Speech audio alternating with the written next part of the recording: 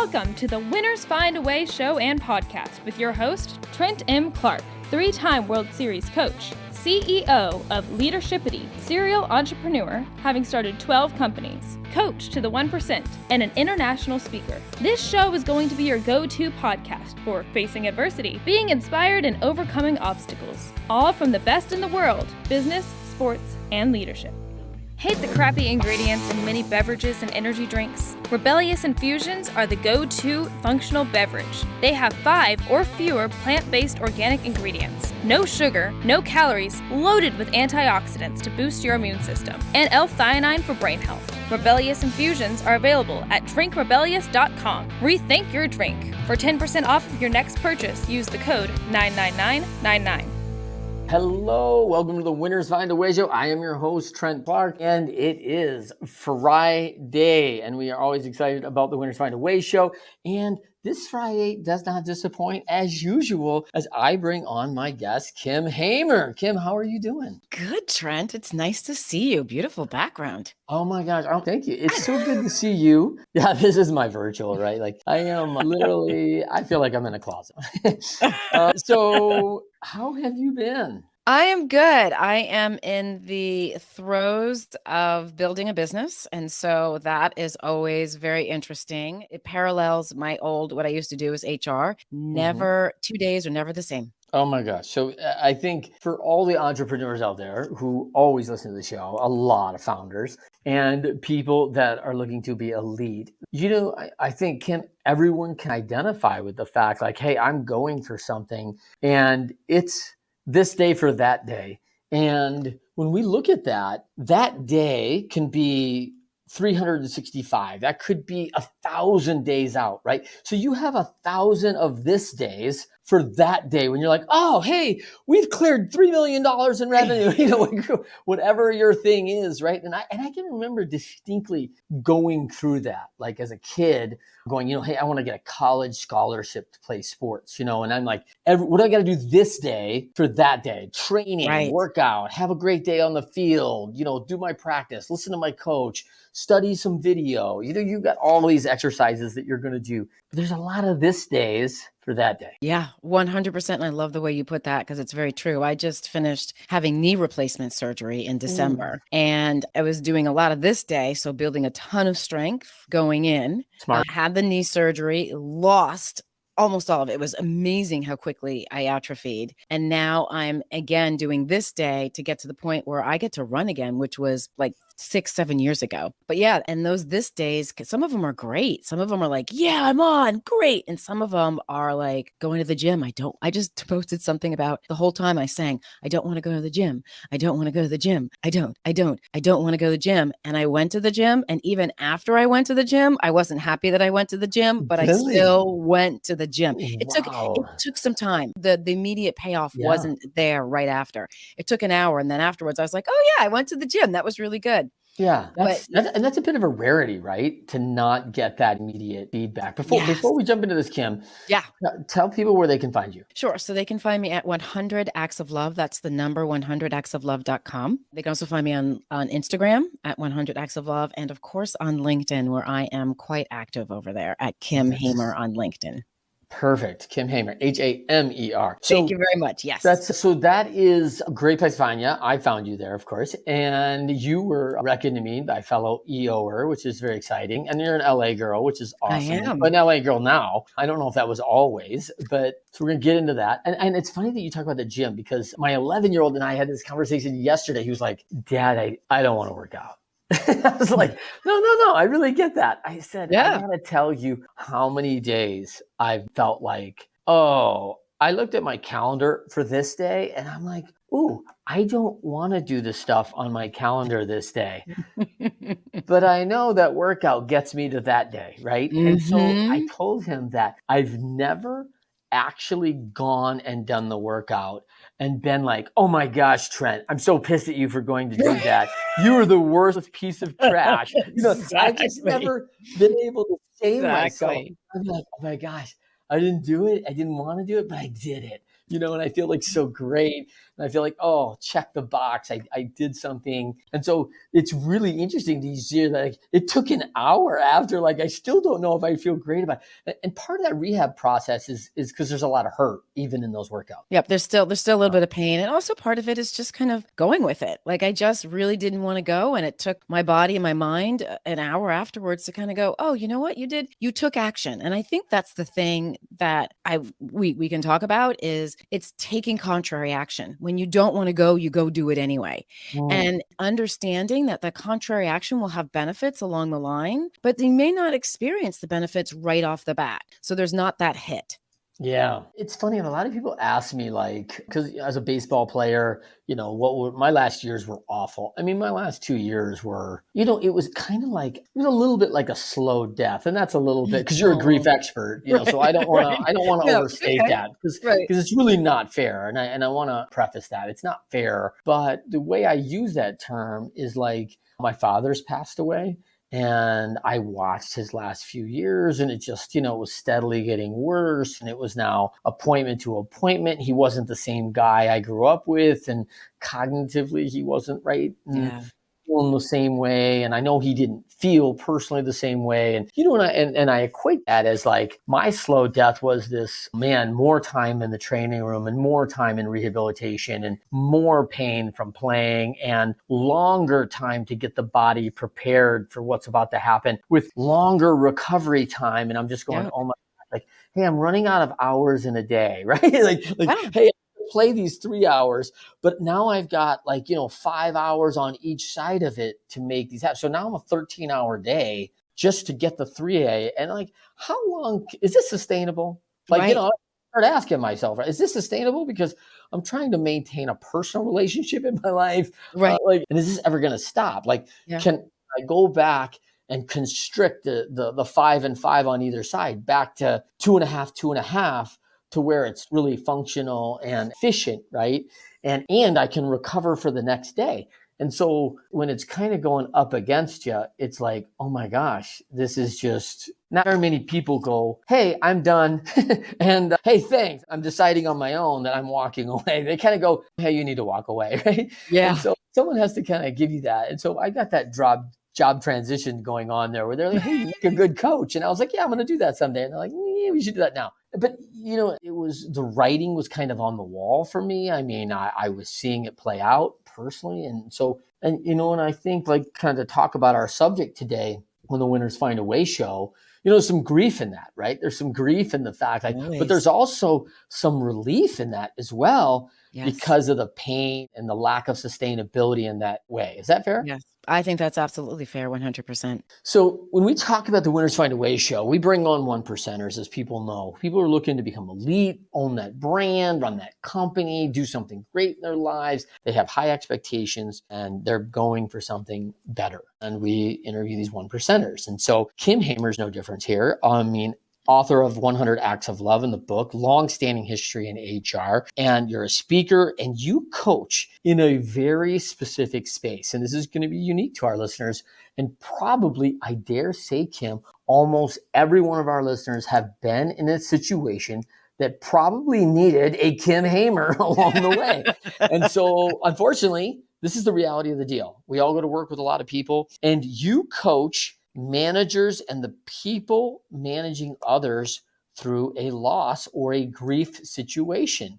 Yes. And a lot of us have this in business, right? We have major changes from our business where someone gets in a car accident, they're no longer there. I mean, we've just seen it time and time again play out in life. And it doesn't even have to be that first level. It could be the spouse of a first person too, who's influential in the organization and all those good things. I'm going to interrupt. Did you hear that? That was my doorbell. No I one did hear that. My doorbell. Hold on for 1 second. I'm so sorry. Yeah, we're going to take a break here on Winners Find a Way show. So I can't wait to hear from Kim on this, because this is one of those situations where we don't always talk about grief and grief in the workplace. I hope that wasn't a first. And you're no, that may be a first on our show. But I think that this is something that's happening all around us in our company in leadership. I like to talk to folks to get people to understand, hey, we coach up a lot of leaders and they're asked to run organizations, and probably 99% of those people that we work with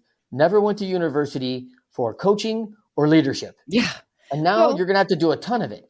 And yep. my guess is that in your situation, no one ever went to university or studied grief counseling or grief management through these issues. Exactly. And now it's like, hey, I don't know. I know we didn't have this in your job description, Trent, but guess what? This just happened and we need you to manage it.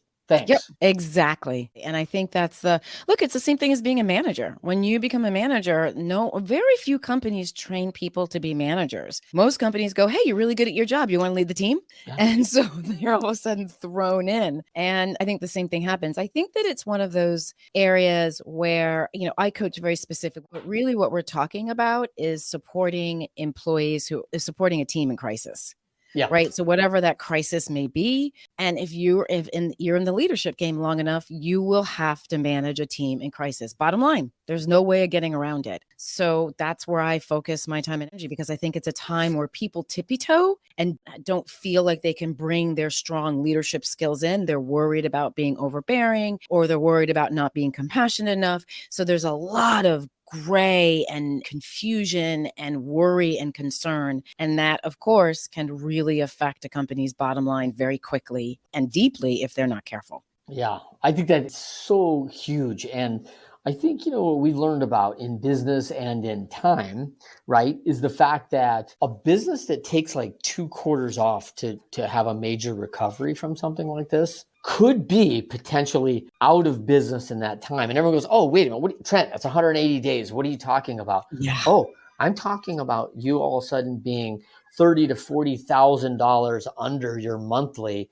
that fast. Yep. And all of a sudden going, hey, can anyone stroke a check for $100,000? Like, wait, hold on. Like, wait, what? Like, yeah, we're not making payroll this Friday. And that's a realization for many brands under $10 million in top revenue that can happen that fast. Exactly. And with grief, we just since we don't know how to deal with it, we do what a lot of people do, which is we just ignore it. And that's where the problem starts, right? Because it starts with, I love the story. I was working with a client and he had this key person on his team, every key stakeholder. Everyone in all the other teams really liked him. He was always friendly, very patient, easy to talk to. Even when he disagreed with people, he was just had this way of talking to them that made people like, oh, I disagree with him, but maybe I shouldn't disagree with him because he's got some really good points. So they had a death on the team. This person was close to that person who died. The leader starts getting reports back that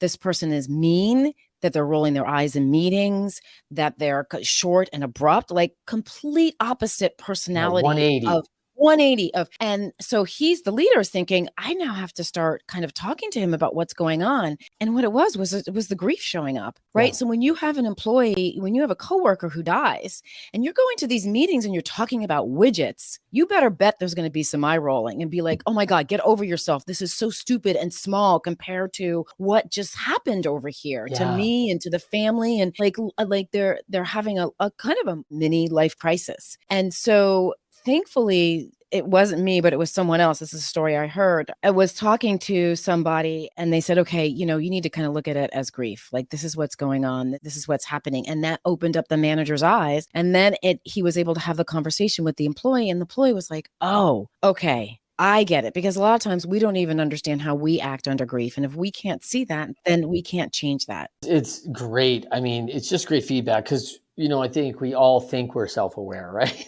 I'm totally self-aware, right? And like just knowing and going through some grief myself in my lifetime, I mean, that immediate perspective hit is real, right? It's like, man, everything's now in perspective and the flowers are brighter. They smell different. Like, I need a new appreciation because this is incredible. This traumatic thing happened or something changed. And, there's usually this hit for gratitude and thankfulness, but there's also a hit for why are we even spending time with this stuff? Like, this is so inconsequential, right? Yes. Like, are we really arguing over blue or black ink? Like, yes. I'm not having it, forget this whole company. Exactly. And so it's tough. So, and probably much like anything that really is powerful, right? Whether that's alcohol or things like, we don't know how we're going to react when this hits our body, when our emotions get involved in this. And all of a sudden, like, one person can be like, oh my gosh, like the gratitude, the thankfulness, the increased focus, like amazing perspective that just feel nothing but blessing about this whole thing, and to the fact like I can't function. And I remember reading Team of Rivals, a story about Abraham Lincoln. Mm-hmm. And I remember, Abraham Lincoln had this powerful adversary during the elections, and I can't recall the name of him. And it was so powerful because he hated Lincoln. He's just like, Right. he's going up against him like, you're the worst guy ever. Like, and all in Lincoln's memorial, they have like the press where this guy just throws him under the bus about Right. what a terrible leader he is and all this. And then Lincoln wins and nearly immediately calls this guy and says, your expertise is needed for the country. You're the guy who can come into the cabinet. And of course, he shows him a lot of honor and all this thing. And this guy's like going to his wife going, you believe the nerve of this guy, right? Like this guy wants me to come now serve him. And he's like, yeah, but for the greater good. All right, I'm going to do it for the greater good of the country, right? But now fast forward and he learns this great respect for Lincoln and his leadership style. And then when Lincoln is killed, this guy's inconsolable for 2 months. Right. I mean, like the very man he hated 4 Yeah. or 5 years prior is now all of a sudden his top advocate of someone he wants to be around, be like, model, and admire. And this thing just hits us. And it's like, whoa, brilliant people just brought to a level where I can't even function.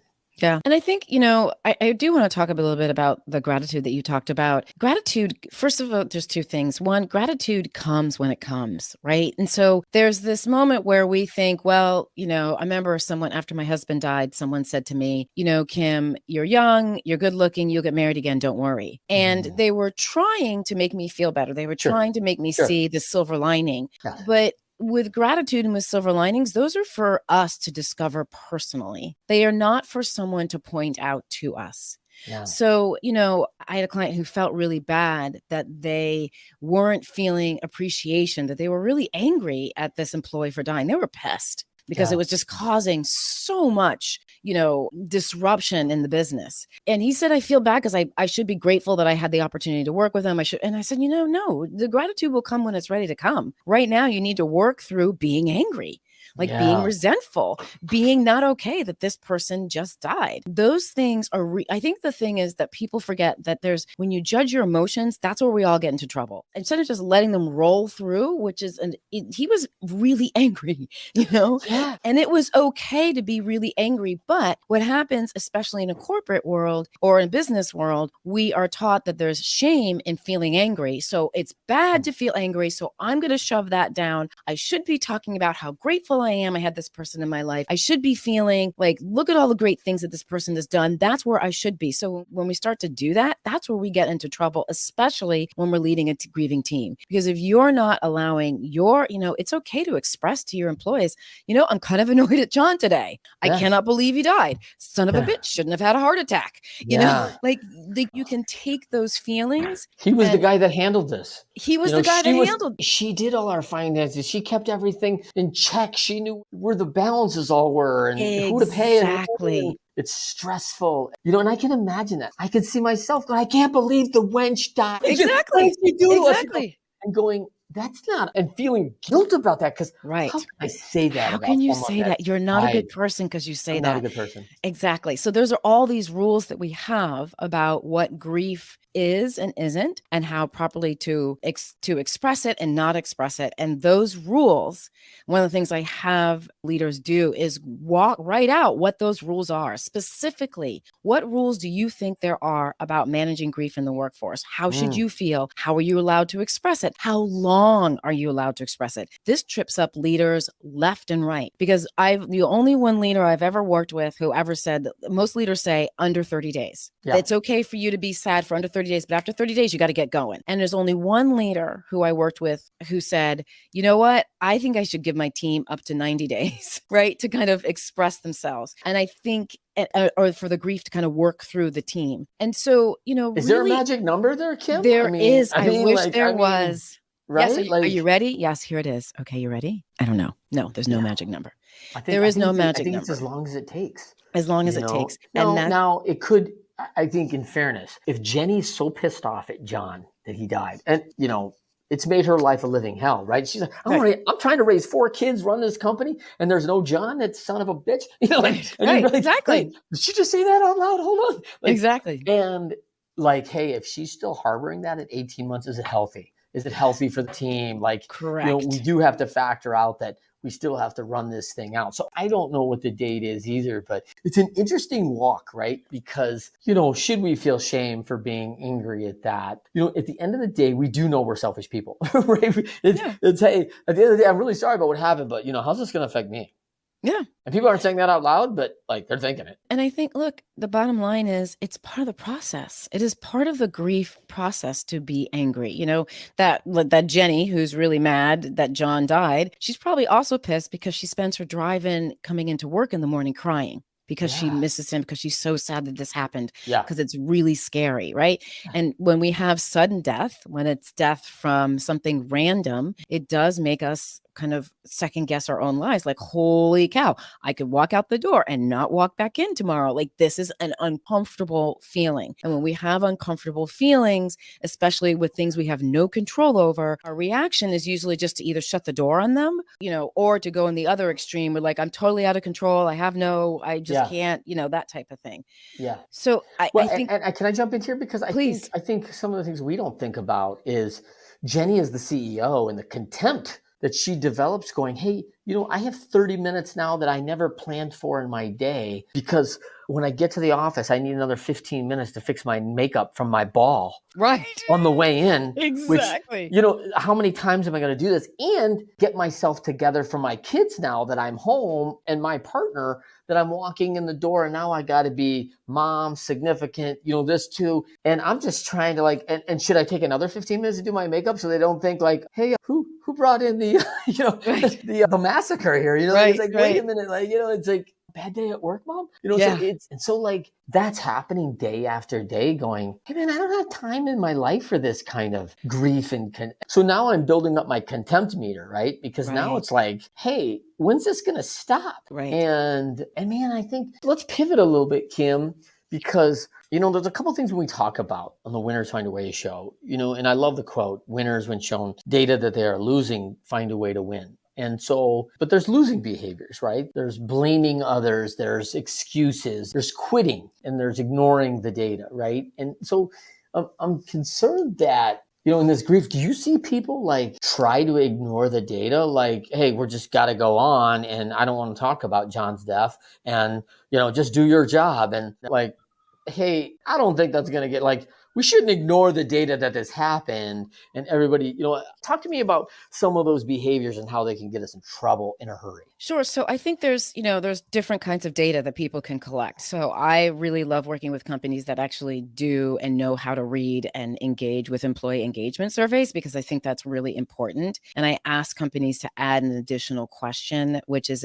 part of the NPS score, the Net Promoter Score, which is the same thing. It's just, you just add, on a scale of 1 to 10, would you recommend this company based on how we manage the death of the employee? And so it's a Net Promoter Score with just a little twist to it. So I'm a big fan of collecting that data. And if you have an organization that has something in the last 6 months, and then you have an employee loss, and you've got another time coming up in the next 3 or 4 months, it's huge to be able to collect that quantifiable data. But again, there's also the other data that you see, you can see your employees, things start to happen. Your employees start showing up late for work. Your employees start not really paying attention at meetings, more so than what you've seen in the past, right? So you have to be very aware of what normal is for your team and start to see how normal is not showing up. So it's absenteeism, excuses. I can't do it. I didn't get it done. I'll get it to you tomorrow. Another great sign that you have a grieving team is it's really interesting. You watch a team make errors. Someone who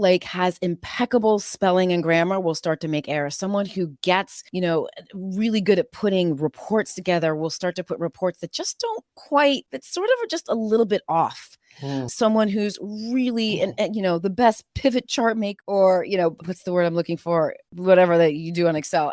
Off the top of my head, can't think of it. Who they're really good at it. All of a sudden they miss a couple points, right? Their presentations aren't on point. So grief doesn't show up like, hi, my name's so-and-so, and I'm going to be crying all the time. Yeah. Grief shows up in people's inability to focus. It shows up in people's ability to make errors. It shows up in people's inability to have patience for others. So a lot of times you'll find that sometimes your team will all of a sudden be really siloed. If you have a team that's really collaborative and they're dealing with loss, sometimes they get really siloed. It's like they put blinders on because they cannot function. They cannot handle anyone else's stuff at that moment. Short-tempered is another sign of grief. So there's all these different little things that people often put aside, slough off and say, oh, it's just he's having a bad day, or we've had a tough week, or, we're under a lot of pressure right now as we are at this time of the year. But in the back of your head, there's something else. There's something else. So I think that those are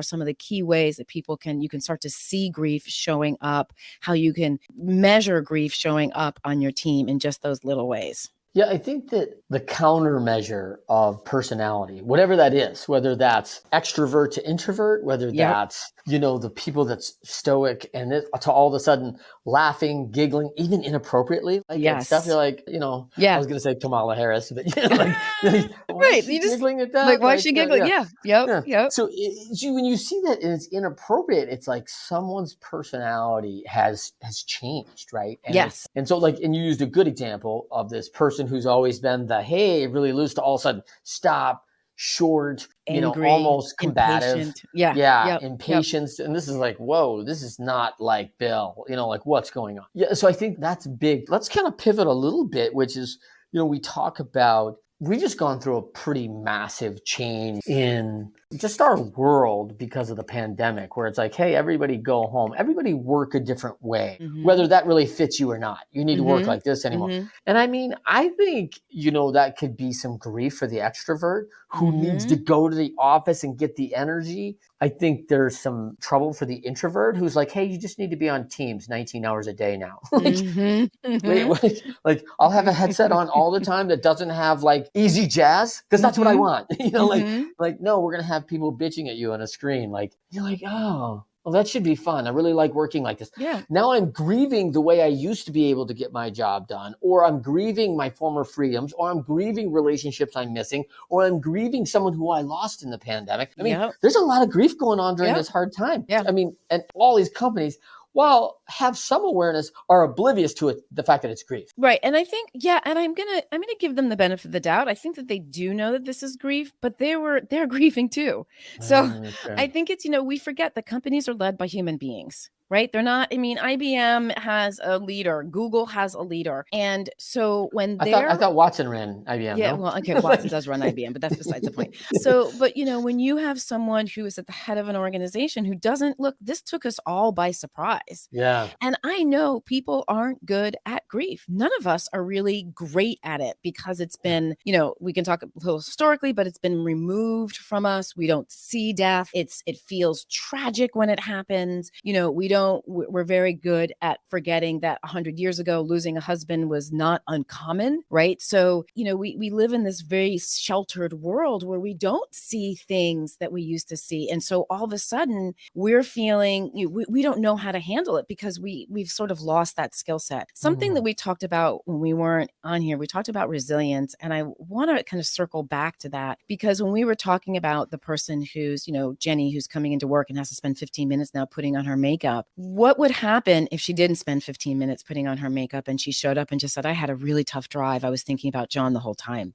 Yeah. Right. And so one of the things that I'm really grateful for is that during my grief process with my kids, I taught them how to be resilient. And I didn't teach them how to be resilient because this is how to be resilient. Step 1, step 2, step 3. I taught them how to be resilient because they came home from school sometimes and they saw that I hadn't gotten out of my pajamas. They came home from school sometimes and they saw me hysterically crying on the kitchen floor. They came home from a play date sometimes and they saw me just raging against their father for being dead. So in the moment, that's terrifying to them. But then they see me put dinner on the table. They see me tuck them into bed at night. They see me cuddle them when they come in my room at night. They see me laugh on the phone with a kid, with a friend. They see me laugh with friends and they see me cry.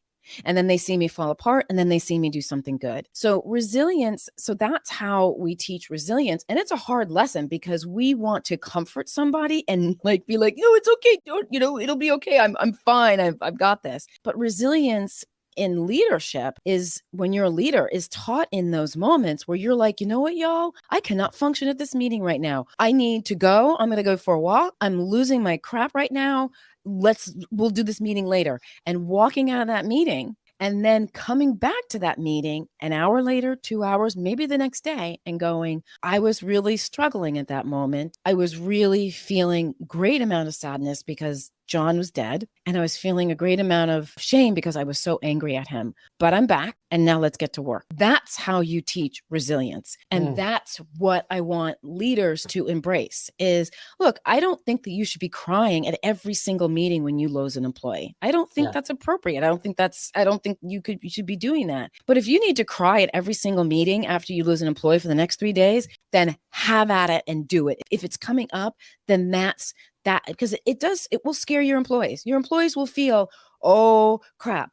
And you are giving them permission to express their own feelings, which they need to do to be healthy and to be able to work productively for you. You will be teaching them resilience because you're going to come back and you're not going to cry that one day. And then the days after that, you're also going to be, giving your team permission to like, hey, this is real life stuff. All employees, we know this from surveys. Employees want to work for authentic, real companies. Employees want to be engaged with a purpose. And you can be making widgets and still have employees engaged in a purpose. And that purpose can be just working together collaboratively, right? So I really firmly believe in showing up however you're going to show up after grief. There's no kind of like, I'm not going to show up this way because it's not professional. I'm not going to show up this way, whatever. When you are in that moment of discomfort and your team sees you, that is where you start to teach the team about resilience. That's where you start to teach the team about productivity. That's where you start to teach the team about how you work through something and you show up anyway. And so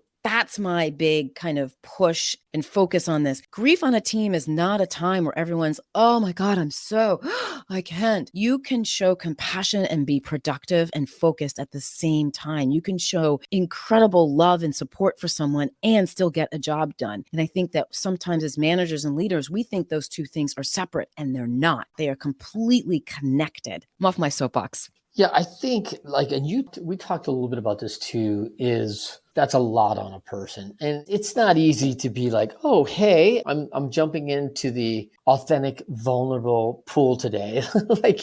Man, I mean, it's for many in the emotions, it's exhausting. And, I can remember as a public speaker like yourself, that first time I start talking about abuse in my life and things like that, it's like, oh man, that's not comfortable. And I can also remember those early reps going through that. And I don't think about it a lot now. It's relatively a lot easier now. But I remember those early reps, I would get back to my hotel after these talks and I would be like, oh my gosh, room service, exhaustion, I can't go anywhere. I just need to climb into the bed till 9 a.m. tomorrow when the car's coming to pick me up and go to the airport.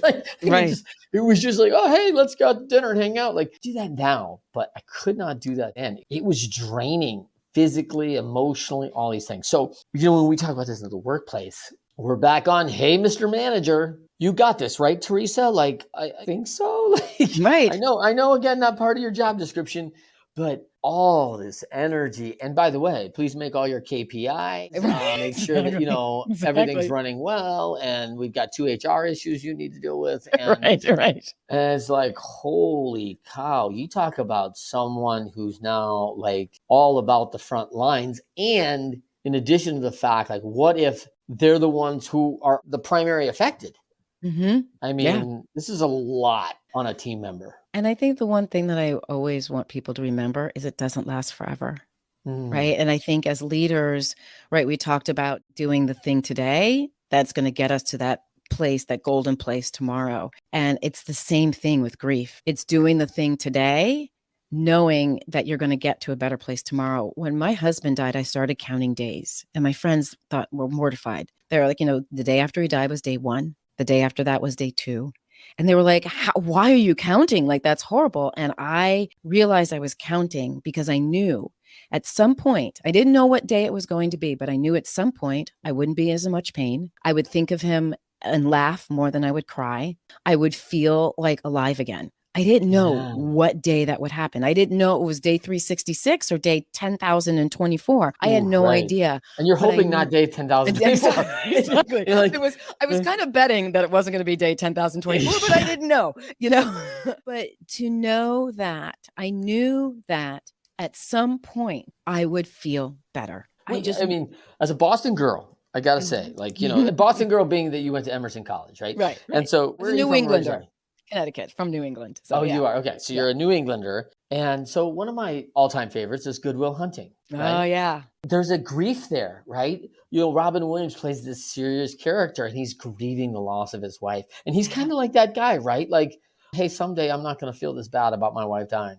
Yeah. I don't think that's today, and it's not going to be tomorrow. Right. Right. And it's like, and then the kid kind of gets on him like, oh, that's just a great attitude there, sir. Right. Like, yeah. Session's over. Beat it. It was just happening, like, hey, it's do as I say, not as I do, right? And part of, his therapy is this kid, right? That he's dealing with his grief and challenges, and so what ends up kind of circling back on him. So it's a real intricate look at grief, and you could see this great, kind counselor who's the ultimate, support. Something we're going to talk about.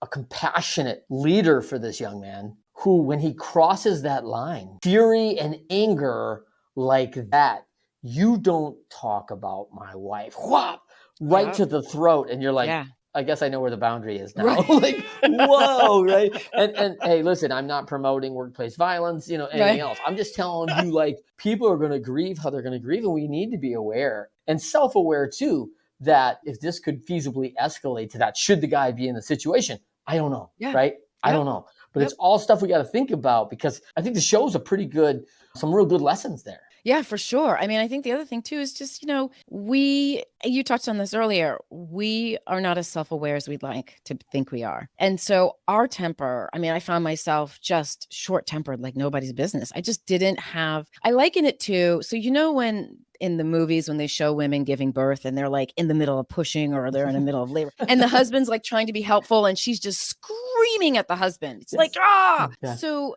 what I realized is when I was giving birth, everything, my whole body was focused on getting this child out of me. Yeah. Like everything, anything that took away from that focus pissed me off, right? It was an automatic reaction because I needed to not be worried about that. I needed to focus on what my body was trying to do. Yes. The same thing happens, especially in the early stages of grief. The smallest thing can set you off because your whole mind, you have just realized you cannot locate somebody. Yep. Your mind, if you think about anyone we all know that's alive right now, we sort of know where they are. We sort of know how we can get in touch with them. And we sort of know how long it would take us to get there to see them.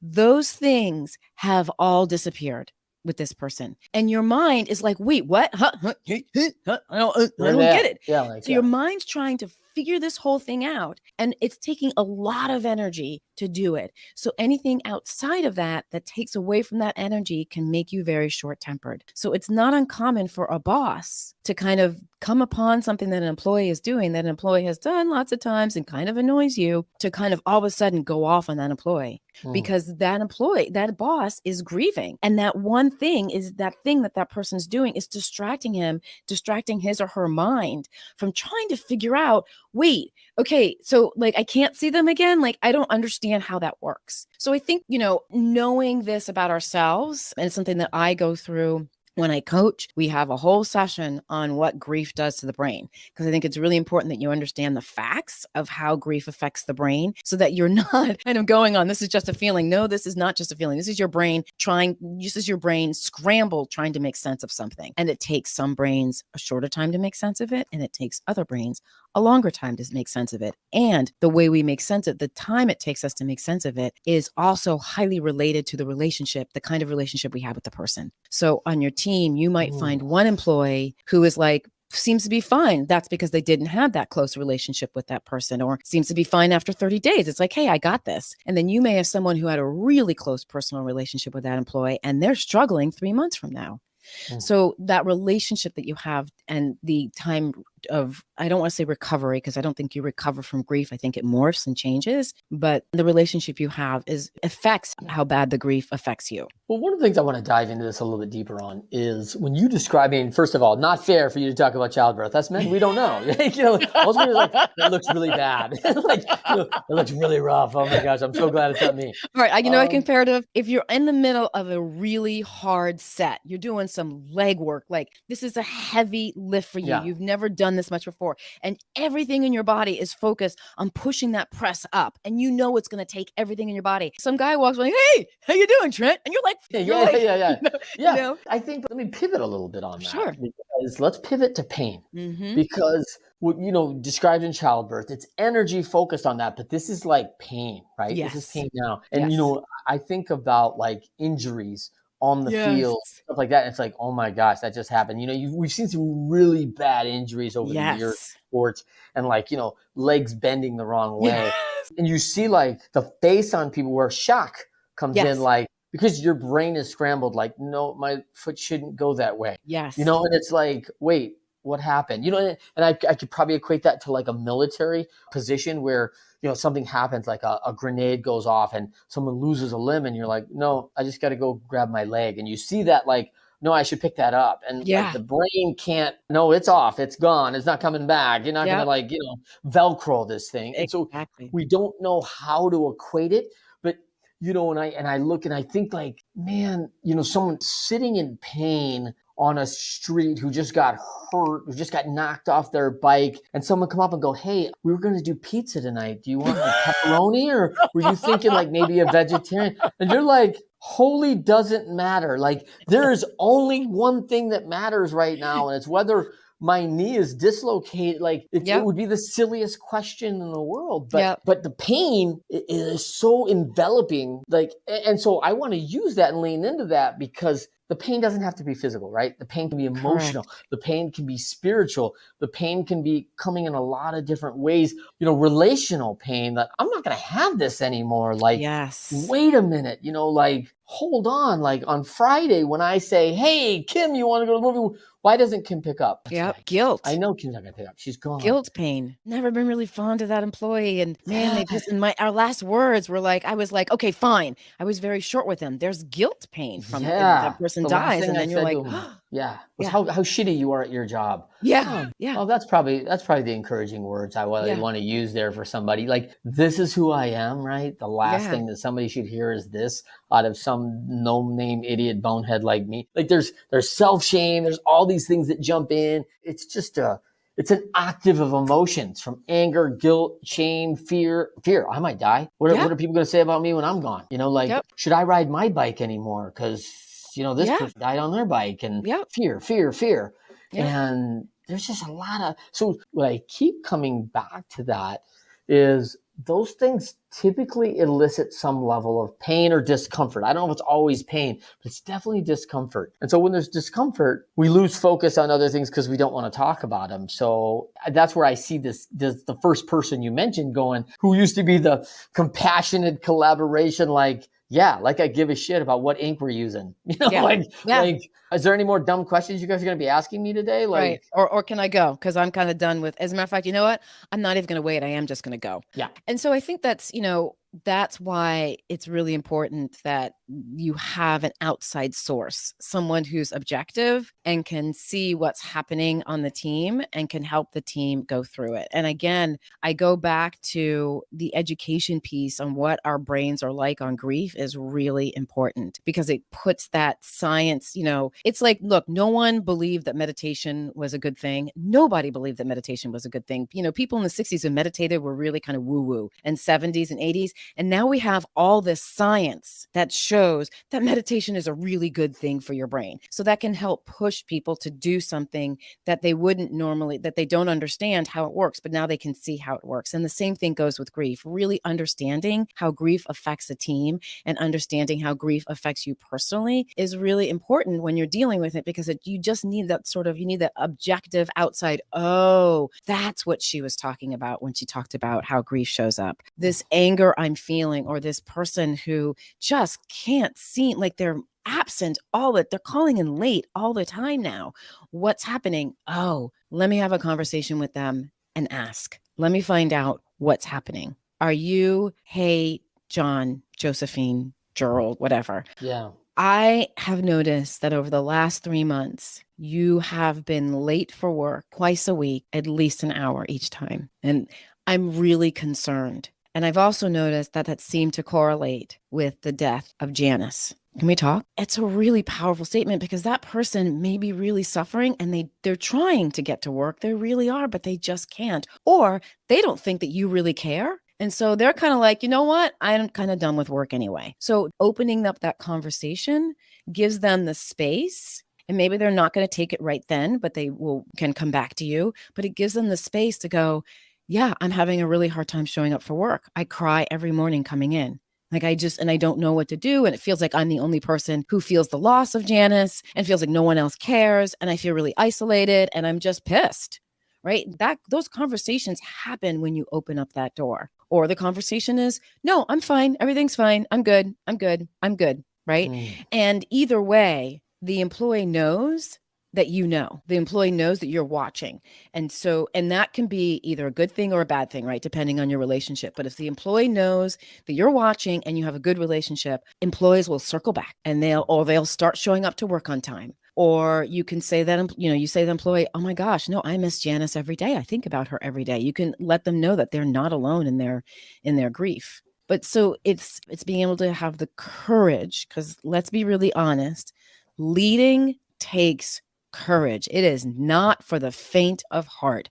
That's and right. Courage is not something like, I'm not talking about I am talking about the holy crap. I am terrified out of my mind. I don't want to have this conversation and I'm going to have it. That's the kind of courage I'm talking about. Yeah. So that leaders have to step into that. And it's not easy if you don't know what to say, if you don't know what to do, if you don't have someone to bounce these ideas off of. It can be really difficult to do and to take those steps to take care of your team. Let's talk about the focused compassion. We kind of talked about that focused compassion. I mean, compassion is great, right? Sometimes generalized compassion is kind of a, hey, that's a nice kind of thought, but like some of that compassion that shows up for you, oh, hey, you're going to find a new husband. Like, yeah, they mean well, but like giving me generalities isn't really what I want to hear right now, right? Right. And so how do I, one, be the person who's intentional, and two, actually do this in a way that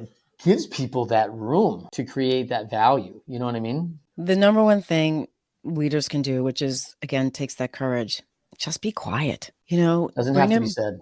Doesn't have to be said. You can bring them into a room and you're one-on-one. And I hope to God all leaders are having one-on-ones, because those are, as an HR leader, I cannot tell you the difference they make in engaging your team and getting them to use discretionary output to do the work that you need them to do. So having that one-on-one and going, I've been thinking about Janet lately. How are you doing with this? Be a listener.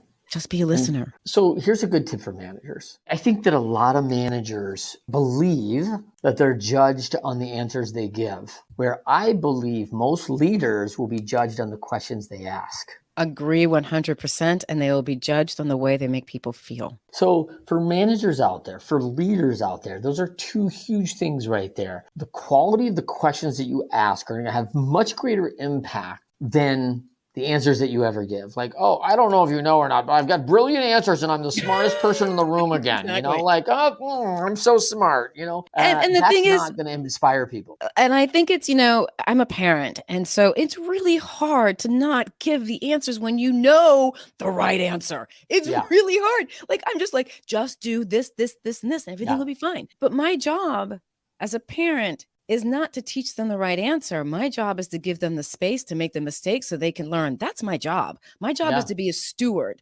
not to be a 100%, you need to do it this way, a tyrant. And I think the other thing too is we often think we need to ask really big, bright, important questions. And like I just demonstrated, it's simple questions. Yeah. It's when an employee messes up, it's asking, what happened? It's not asking the theory of this is this. It's just asking, hey, so I noticed this. What happened? I love the awe question. Yes. So, and what else? Yes. So, and what else? Yep. Hey, I'm really feeling down about Are the you a death of coaching Robin. habit person? Oh, I am. Yeah, Oh, yeah, yeah.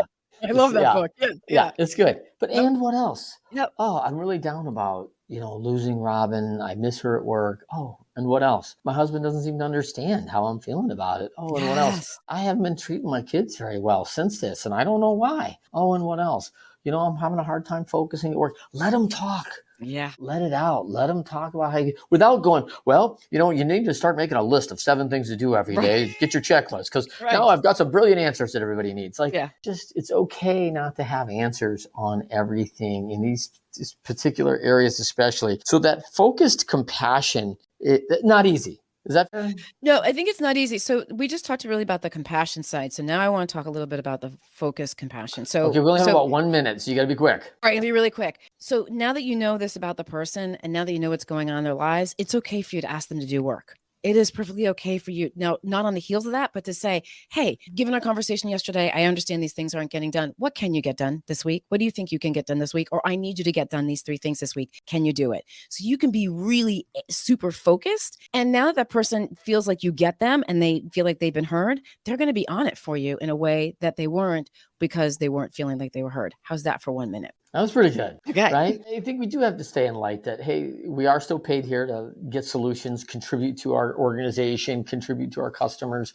We get paid to do this, by the way. This is our job. Yes. And that's something we still have to function inside of, despite of all the other things. And I think you've made a great point about resiliency. We saw, 100 years ago, people saw a lot more of this. They'd built up skills because people were modeling it all the time. I mean, hey, I still got to go back to the lumber yard and work, even though I just lost my wife or I just lost this person in my life and my mother suddenly passed. And life is going to continue to progress and go forward, and we have to do it while we grieve. And this is maybe a little bit of multitasking, but Yeah. I just love your share on wisdom. I'm so thankful, Kim, that you're out there. For everyone out there, tell them where they can find you again, because I think you're going to get a lot of calls on grief and like some more constant coaching, like how do we get through this, right? And I think it's good.